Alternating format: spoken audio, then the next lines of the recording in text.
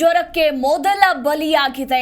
S, big breaking news ಇದು. ಇತ್ತೀಚೆಗೆ dengue ಪ್ರಕರಣಗಳ ಸಂಖ್ಯೆ ರಾಜ್ಯದಲ್ಲಿ ದಿನೇ ದಿನೇ ಹೆಚ್ಚಾಗ್ತಾ ಇದೆ. ಈಗ ಶಾಕಿಂಗ್ ವಿಚಾರ ಅಂದ್ರೆ ಡೆಂಗ್ಯೂ ಜ್ವರಕ್ಕೆ ಮೊದಲ ಬಲಿಯಾಗಿದೆ. ಈ ಮಹಾಮಾರಿಗೆ 30 ವರ್ಷದ ಮಹಿಳೆಯೊಬ್ಬರು ಕೊನೆಯುಸಿರೆಳೆದಿದ್ದಾರೆ. ನರೇಗಲ್ಲದ ಗೌಸಿಯಾ ಮಾಸನಕಟ್ಟಿ ಮೃತ ದುರ್ದೈವಿ. 2 ದಿನದಿಂದ ಈಕೆ ಜ್ವರದಿಂದ ಬಳಲ್ತಾ ಇದ್ರು. ಇನ್ನು ನಗರದ ಮಲ್ಲಾಡದ ಆಸ್ಪತ್ರೆಯಲ್ಲಿ ನಿನ್ನೆ ರಾತ್ರಿ ಸಾವನ್ನಪ್ಪಿದ್ದಾರೆ ಅನ್ನೋದರ ಕುರಿತಾಗಿ ಮಾಹಿತಿ ಕೂಡ ಸಿಕ್ಕಿರುವಂತದ್ದು.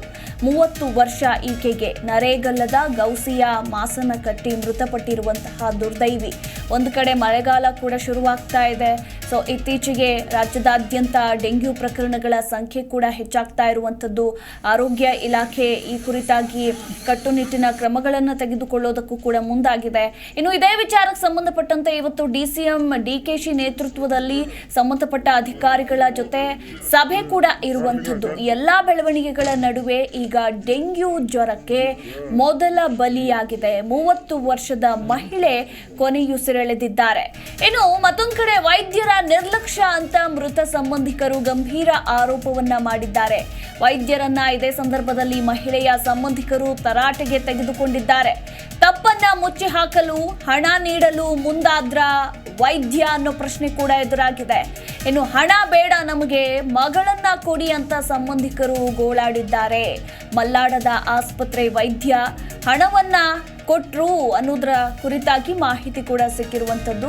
ಆದ್ರೆ ಸಂಬಂಧಿಕರು ಹಣ ಬೇಡ, ನಮಗೆ ನಮ್ಮ ಮಗಳನ್ನ ಬದುಕಿಸಿಕೊಡಿ ಅಂತ ಗೋಳಾಡ್ತಾ ಇದ್ದಾರೆ. ಇಲ್ಲಿ ವೈದ್ಯ ಯಾಕೆ ಹಣವನ್ನ ಕೊಟ್ರು ಅನ್ನೋ ಪ್ರಶ್ನೆ ಕೂಡ ಎದುರಾಗುತ್ತೆ.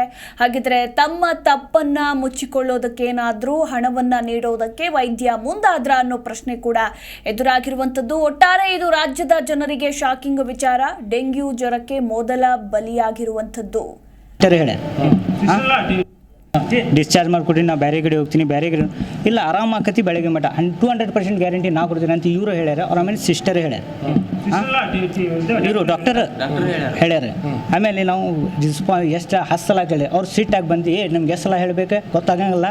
ನಮ್ಮ ಕಡೆ 100 ಮಂದಿ ಪೇಷಂಟ್ ಅದಾರೆ, ಇದೇ ಸೇಮ್ ನಾ ರೆಡಿ ಮಾಡ್ತೀನಿ, 200% ಗ್ಯಾರಂಟಿ ಕೊಡ್ತೀನಿ ಅಂತ ಹೇಳಿದಾರೆ ಅವ್ರ ಸಿಸ್ಟರ್ ಮತ್ತು ಇರು ಸರ್. ಅವ್ರ ಯಾರ ಕೇರ್ಲೆಸ್ ಭಾಳ ಮಾಡೋದು, ಯಾರು ಬರೋಂಗಿಲ್ಲ ಸರ್. ಇಲ್ಲ ಇಲ್ಲ ಇಲ್ಲ ಸರ್, ನಿಜ ಇದು ಸುಳ್ಳು. ಅದು ನಾ ಡೆಂಗು ಪೇಷಂಟ್ ಅಷ್ಟು ಪೇಷಂಟ್ ಆರಾಮಾಗ್ತವೆ. ಅವರು ಇವ್ರು ಸಡನ್ನಾಗಿ ಡೆತ್ ಆಗಿದ್ರು ಅಷ್ಟೇ. ಏನು ರೀ ಡೆಂಗು ಅಂತ ಪಂಡಿತ್ ಹಾಸ್ಪಿಟಲ್ ಟೆಸ್ಟ್ ಮಾಡಿಸಿದ ರಿಪೋರ್ಟ್ ಇದೆ ಅವ್ರ ಹತ್ರ. ಅವರೇ ಮಾಡ್ಸ್ಕೊಂಡು ಬಂದಿದ್ದಾರೆ. ಎಷ್ಟೊತ್ತಿಗೆ ಬಂದರು? ಮಧ್ಯಾಹ್ನ 1 ಗಂಟೆ ಸುಮಾರು. 1 ಗಂಟೆ. ಏನು ಟ್ರೀಟ್ಮೆಂಟ್ ಕೊಟ್ಟರು? ನೀವು ಚಿಕಿತ್ಸೆ ಮಾಡಿದ್ರೆ ನೀವು? ಹೌದು ರೀ. ಏನು ಟ್ರೀಟ್ಮೆಂಟ್ ಏನು? ಬಿ ಪಿ ಕಡಿಮೆ ಇತ್ತು, ಅದಕ್ಕೆ ಡೋಪಮಿನ್ ಸ್ಟಾರ್ಟ್ ಮಾಡಿದೆ. ಆಮ್ಯಾಗ ಡೆಂಗೂಗೆ ಆ್ಯಂಟಿಬಯೋಟಿಕ್ಸು, 5 ಹೈಡ್ರೇಷನ್, ಶುಗರ್ ಹೆಚ್ಚಿಗಿದ್ದಕ್ಕೆ ಇನ್ಸುಲಿನ್ ಕೊಟ್ಟಿದ್ದೇವೆ ನಾವು. ಈ ಕುರಿತಾಗಿ ಇನ್ನೂ ಹೆಚ್ಚಿನ ಮಾಹಿತಿ ಕೊಡ್ತಾರೆ ನಮ್ಮ ಪ್ರತಿನಿಧಿ ಹಣಗಿ. ಒಂದು ರಾಜ್ಯದ ಜನರಲ್ಲಿ ಈಗಾಗಲೇ ಆತಂಕ ಕೂಡ ಶುರುವಾಗಿದೆ. ಡೆಂಗ್ಯೂ ಜ್ವರಕ್ಕೆ ಮೊದಲ ಬಲಿಯಾಗಿರುವಂಥದ್ದು.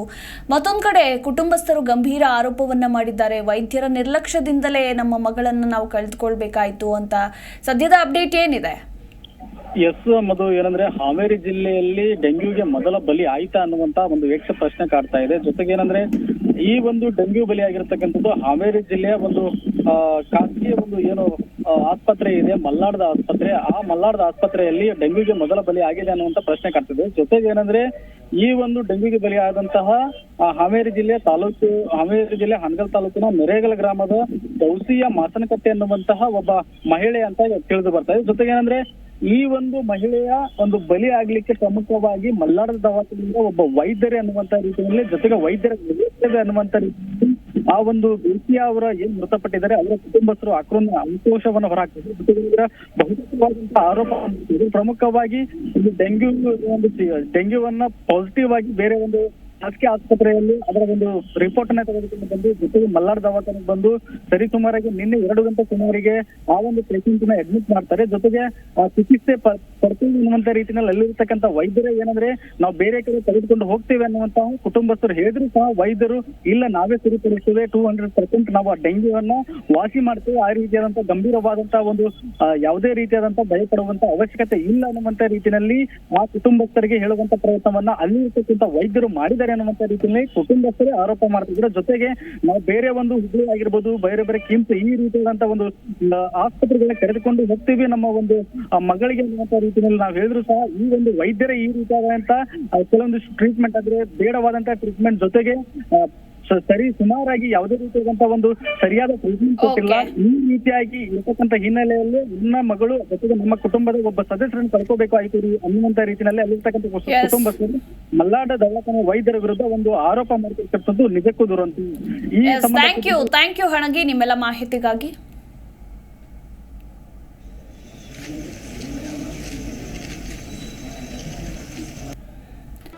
ಜಿ ಕನ್ನಡ ನ್ಯೂಸ್ ಈಗ ನಿಮ್ಮ ಮನೆಯಲ್ಲೇ ನೋಡಿ.